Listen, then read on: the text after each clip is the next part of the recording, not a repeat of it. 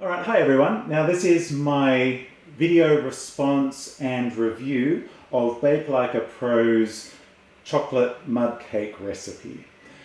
Now I had a hankering for chocolate mud cake, so I went on the internet, of course, as you do these days, to look for a recipe for chocolate mud cake, and I came across Bake Like a Pro's YouTube video, and I saw from his updated 2018 recipe that he published that the original one from, I think he said, about 6 years ago has in excess of 11 million views now. So it was a really popular mud cake recipe, so I thought I'd give that a go. So again, this is my video response for how it went. I had a go at baking it, and I'm just going to point out a couple of things that I did and my experience with baking it, and in the end we'll have a taste test. Now, I did a couple of things slightly differently, just to give them a try. So I saw that lots of people were trying the recipe, of course, and so I wanted to give it a go. And I'm just putting in the details of what I tried, because I've seen lots of people asking, is it all right to try such and such pan size? Is it all right to halve recipes? Is it all right to, make all these various adjustments? So I'm going to describe the adjustments that I made, just so that we can sort of compare the two, and people know that, oh yeah, that does work if you have a go with that recipe and do something slightly different. So this is what I tried, and just to let you know that this works as well. Now down in the description I'll put links to the original videos, the original Bake Like a Pro videos, and the original recipes. Now this is the recipe that I've written out. Now it's exactly the same as Bake Like a Pro's, except for a couple of differences. So first of all, I've reordered the ingredients in the order that you use them when you're cooking the cake. The reason why I do that is I find it's a little bit easier to check off the ingredients and make sure you've done them when you do them in the correct order. So for example, you put these first, the first, down to hot water here, the first 1, 2, 3, 4, 5, the first 5 ingredients into your pot or your double boiler, and you cook them first. So rather than having them scattered throughout the recipe and then having to pick out, oh yeah, that was the right one, that's the right one, that's the right one. I've reordered it so that they're in the order that you use them in. And then once you've melted these first 5 ingredients, you then add the milk, then you add the eggs one at a time, then you add your vegetable oil and you give it a blend, then you add your dry ingredients, which you can group all together and then add all at once, and then you give it a blend, and there's your cake batter. So I've just reordered it according to what Bake Like a Pro did in his actual video. Now the other thing that I adjusted was a couple of his dry ingredients he listed in mils, and I wasn't quite sure 100% why he did that. I did actually post that question on the video, but I haven't heard back yet at the time of filming. I probably will eventually. And so I've just adjusted those slightly, and those ingredients were the baking soda, baking powder, and salt. For some reason they were in mils. He also fortunately gave the US spoon sizes for the recipe, so I converted those US spoon sizes into grams, and so these are the grams for those ingredients. And so I've made my cake according to this recipe here, so we'll have a taste of it once it's all made up, and we'll see what it's like, and so see whether I've got these conversions correct. Now apart from that, everything else to do with the recipe I kept exactly the same. So I've preheated the oven to 150 degrees Celsius. I'm sorry, I don't have the Fahrenheit conversion for that. I'm in Australia, so our ovens don't have those measurements on them. And I just copied out the methodologies from the actual video. So otherwise it's exactly the same. It says bake for 2 hours. Now I had to change the baking time for the pan that I used, and so that is one difference. As if you use different pans which have different dimensions, then you will need to adjust the baking times according to your pan. But then once you know what the baking time is for that pan, then you should have no problem. So let's have a look at the pan that I used. So this is this pan has an internal diameter of 7.5 centimeters or 75 millimeters. Now that's a bit hard to show up on here, but it's got an internal height of 12.5 centimeters. Okay, so now let's have a look at how the cake turned out. So it's been about 12 hours since I took it out of the oven. So I made it last night and I just left it overnight in the pan to cool. I've got quite a deep pan, so the internal volume's quite large compared to the external surface area. So it would have taken a little while to cool down. Okay, so now let's try and get this cake out. So first of all, I'm just going to lift up this side here. So this is just the lining baking paper from the sides. And now the cake should now be free. So if we pop this cooling rack over here and tip it upside down, it should just come out. And it has. That looks really nice. I'm just going to peel off the baking paper from the bottom. So there's the cake. So because my cake's cool, it's firm enough to turn around to the side. In fact, let me hold it up to the side so you can see that. So that's really nice and glossy. Now when I was cooking the cake actually rose right up to the top of this pan using the amounts in that recipe. And then I noticed when it cooled, it sort of sunk down slightly. So this pan is big enough so that the recipe doesn't overflow, the batter doesn't overflow as it's cooking. And here's the cake. That's looking really nice. It smells really nice. And I can feel that the edges don't feel, they still feel soft. So it hasn't cooked too much on the outside versus the inside. So when I was cooking the cake in this pan, I cooked it for the 2 hours that the recipe asked for, and then I dipped a skewer into it to see whether it came away clean, but it came away covered in batter, so the center hadn't cooked in those 2 hours. So I put it on for another 40 minutes. It was almost ready then, and then I put it on for another 10 minutes. So overall, I cooked it for 2 hours and 50 minutes. You could probably just put it straight in for that 2 hours and 50 minutes, and then it should turn out fine. And so this size pan, because it has such a large internal volume, did need that extra cooking time. But giving it that extra cooking time at 150 degrees Celsius, you'll notice that the outside isn't burnt at all. So that slow cook, I think, is really, really good, no matter what pan dimensions you use.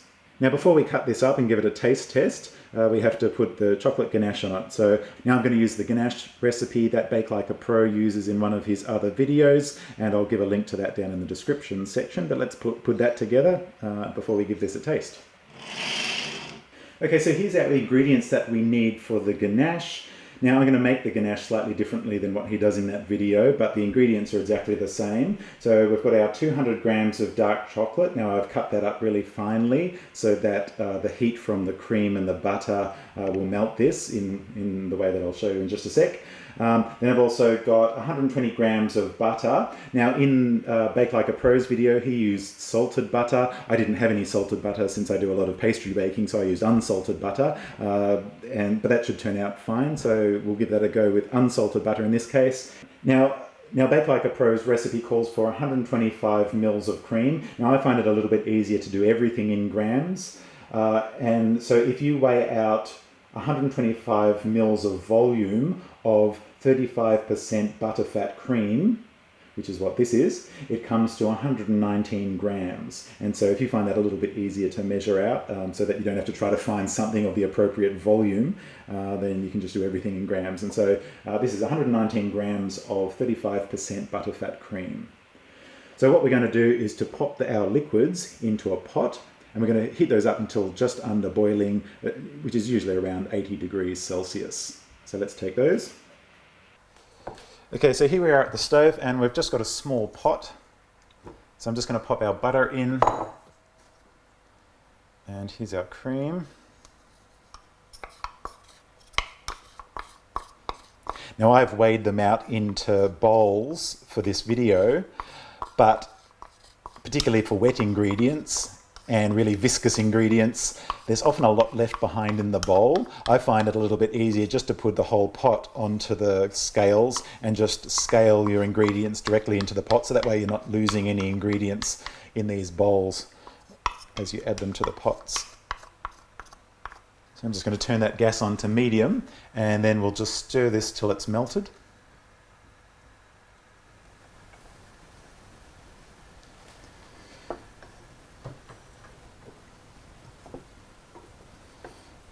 Okay, so it's just coming up to the boil now, and if we take the temperature of that then you can see that it's just under 80 degrees Celsius.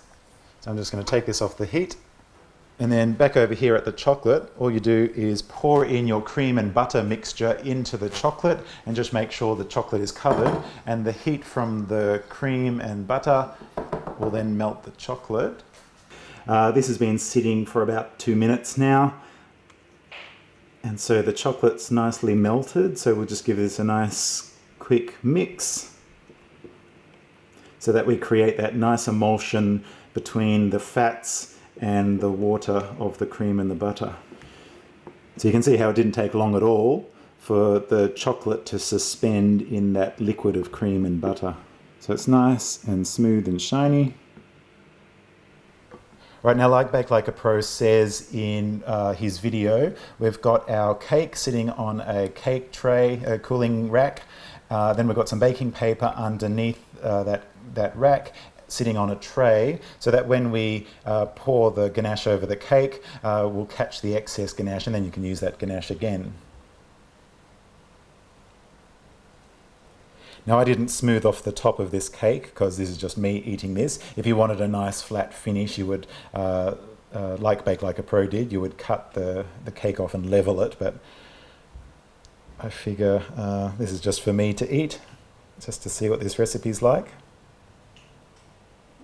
Because this cake is nice and firm and had really nice, quite nice smooth sides already, if you level off the top and then put a buttercream seal, crumb seal around the outside, this would actually be really, really nice for mirror glazing. But while we're still waiting for it to set, let's have a look at some decoration options that we can do. I was thinking that I might do some white chocolate and pipe some melted white chocolate across the top just to give it a bit of decoration on the top. So let's have a go at doing that. So now, because we don't need to temper this white chocolate, I'm just going to melt it in the microwave. So I've just got some plain white chocolate. This is Lindt that I'm using. It's a 100-gram block. And so to help it melt, I'm just going to cut it up. Probably don't need the whole lot, so I'm just going to use about, I don't know, 2/3 of it.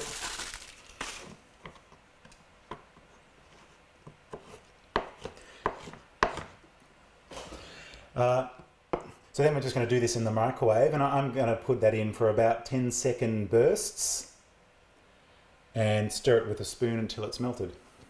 So this is after 10 seconds, and you can see it hasn't really started to melt. There's a little bit of melted chocolate on the side, but most of the pieces are still whole. So this is our third lot of 10 seconds.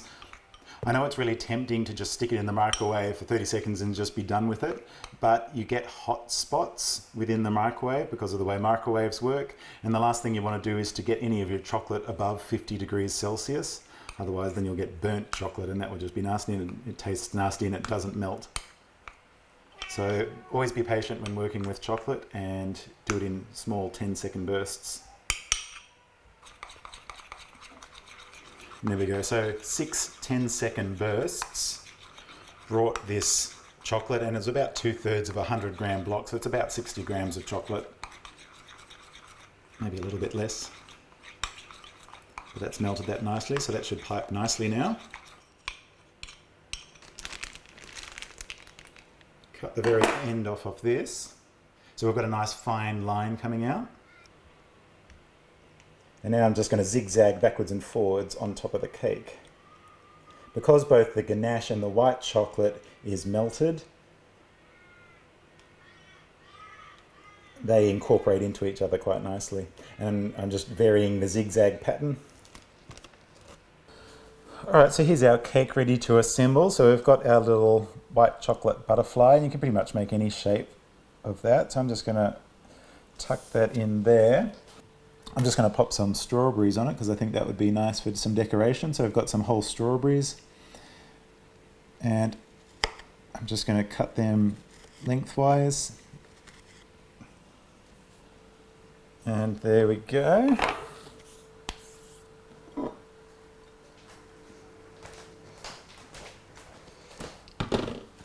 Okay, now let's cut into this.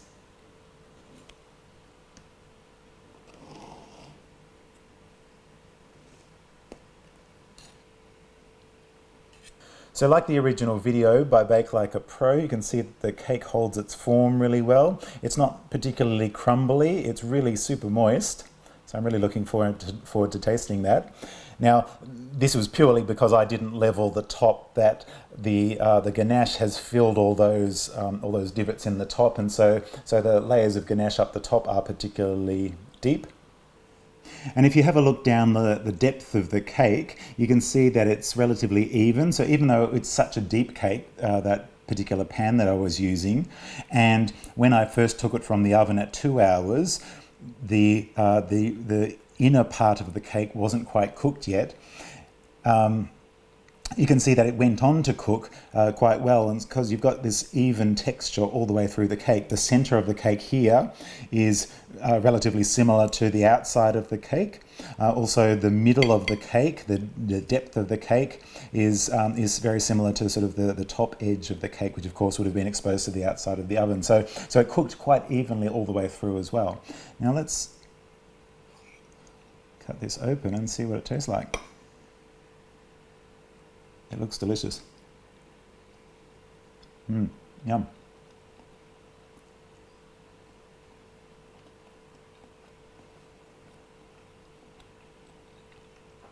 That's really nice. It is really dense. So it's not quite as spongy as